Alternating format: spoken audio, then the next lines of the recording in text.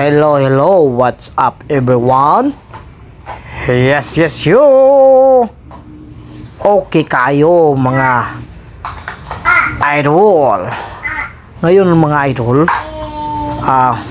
magliliot po tayo sa ating munting tahanan, munting bahay mga idol. Ganito po ang pagliot mga idol. Dapat kunin yung mga damo-damo at maghuhukay sa para pang haligi. Yan yan ang mga mga lakas na mga nilalang dito sa amin. Okay, at ako din mga idol ay sumama na rin, ay nagbubungkal din ako ng para okay kayo. Yan mga idol, magbubuho tayo para pang haligi. Yan, hukay tayo ng tupit, tupit ang lalim. Yan mga idol.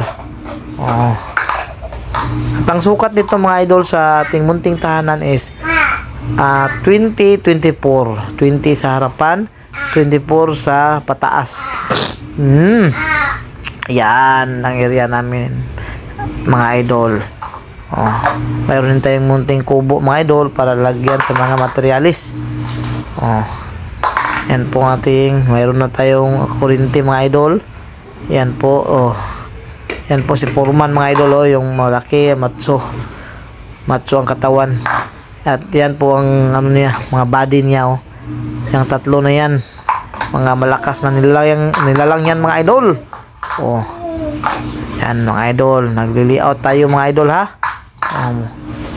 Naglilibot-libot din tayo mga idol para makabidyo-bidyo din tayo mga idol. Yan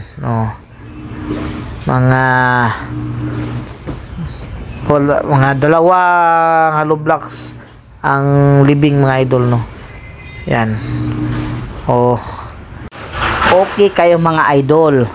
At habang nagliliot ang mga malakas na mga nilalang mga idol na mga kasamahan natin, kaibigan natin, ay si Uncle Itchoy naman mga idol. Yan po si Uncle Itchoy. Nagprepare din siya ng pagkain. Nagluluto din siya ng pagkain para pananghalian.